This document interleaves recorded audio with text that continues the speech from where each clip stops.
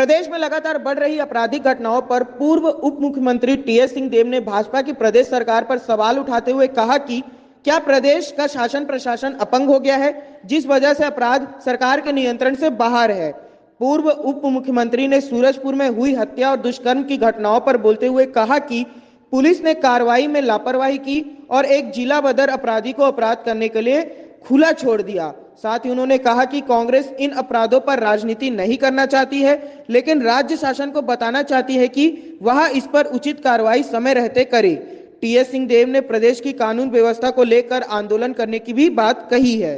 बिगड़ी कानून व्यवस्था को लेकर हमारे संवाददाता ने पूर्व उप मुख्यमंत्री टीएस सिंहदेव से खास चर्चा की। देखिए हमारे संवाददाता राघवेंद्र पांडे की खास रिपोर्ट।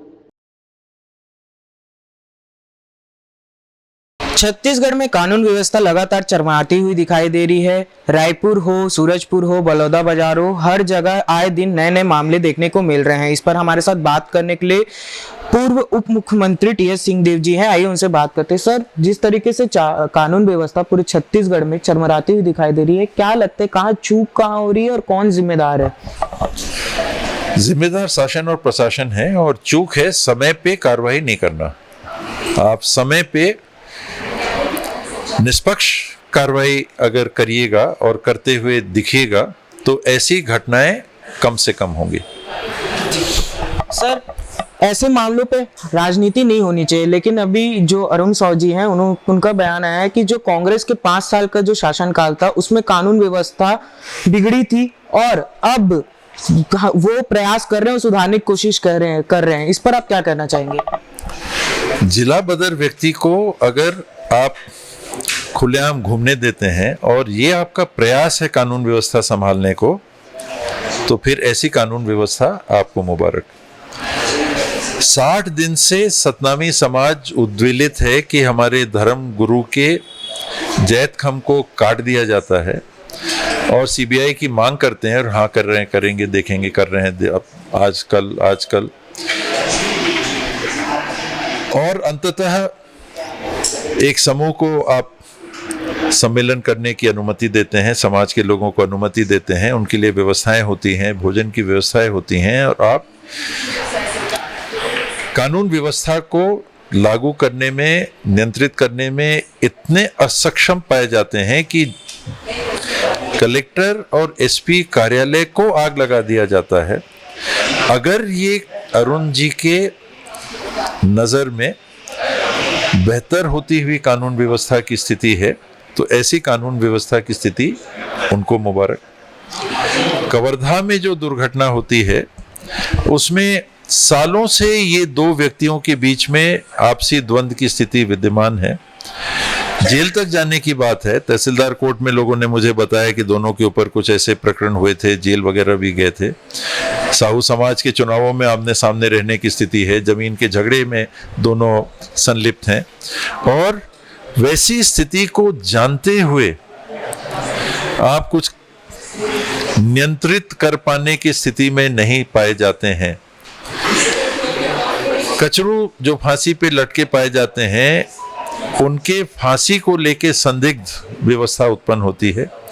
मैं जब वहां गया और जो बंदी हैं उन लोगों से मैंने बात की तो 5 लोग कचरू के मृत शरीर के पास बुलाए गए थे, हो सकता है पंचनामे के लिए या किसी वजह से, और वो शरीर को जब तक उतारा नहीं जाता है, उसका 2 बार पोस्टमार्टम नहीं मध्य प्रदेश की सीमा के अंतर्गत होता है, रात भर शरीर के साथ रहते हैं, पुलिस गाड़ी आती है अगले दिन फिर पुलिस गाड़ी में जाते हैं, उनको भी बंद कर दिया जाता है।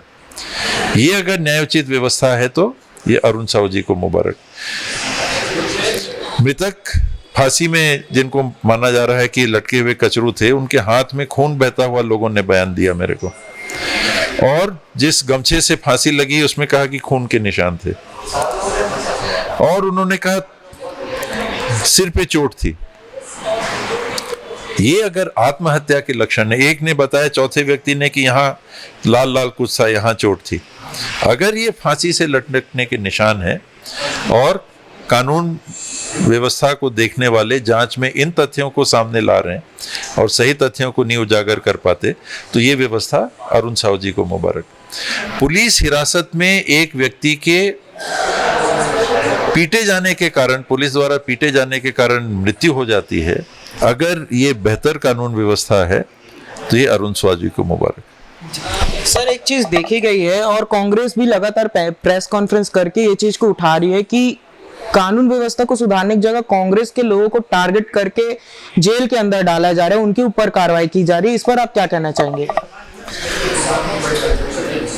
कानून व्यवस्था नागरिकों के लिए है और नागरिक जब तक इसको देखेंगे कि निष्पक्ष कार्रवाइयां हो रही हैं, तब तक ही शासन और प्रशासन का प्रभाव एक अच्छे शासक के रूप में लोगों में जाएगा और कानून व्यवस्था में सुधार आ सकता है।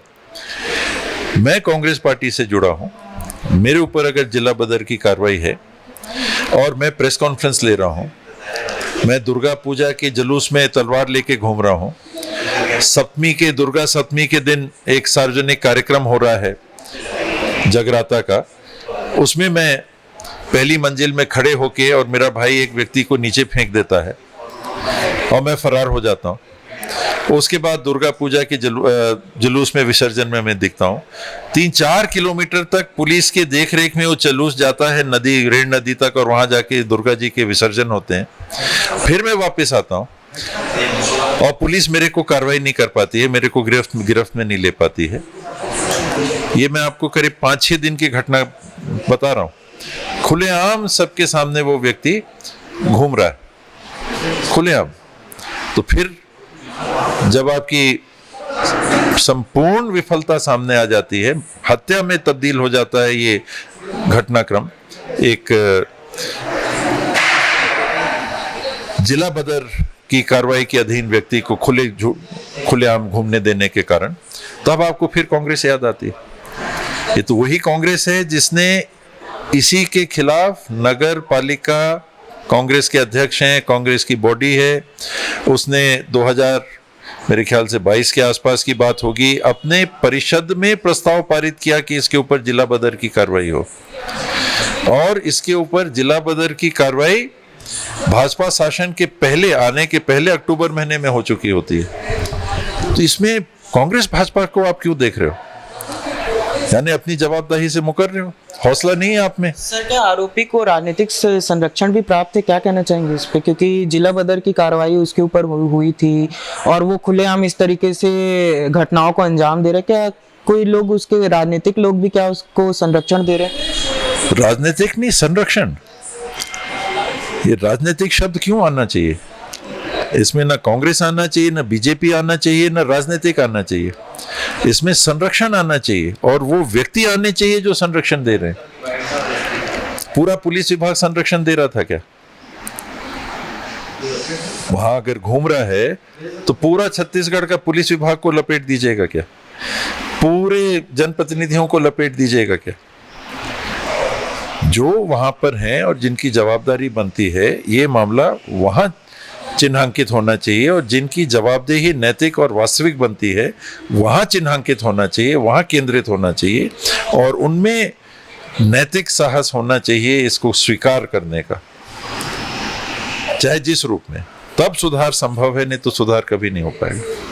सर मेरा आपसे आखिरी सवाल है, आपने कहा है कि ये जो हो रही है कानून व्यवस्था चरमरा रही, इसमें एक चीज देखा गया जो पुलिस वाले उसमें कमी है। सर रायपुर में भी देखा जाए और पुलिस वाले खुद बोल रहे कि पुलिस बल की कमी है।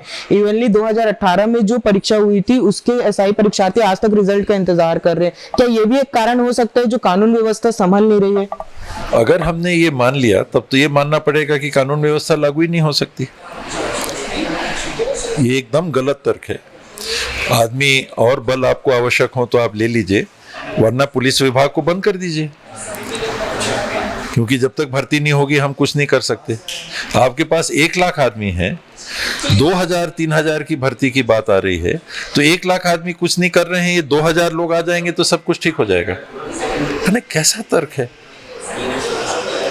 अगर 3000 लोगों की भर्ती के कारण पुलिस निष्फल है, कुछ नहीं कर सकती, तो फिर काहे को तनख्वाह पब्लिक के पैसे का दे रहे हो उनको? आप तत्काल पुलिस विभाग को भंग कर दीजिए, बंद कर दीजिए कि हम जब 3000 लोगों को 1 लाख में जोड़ेंगे तब हम अपना दफ्तर खोलेंगे। तो बहुत ही गैर जिम्मेदाराना दृष्टिकोण।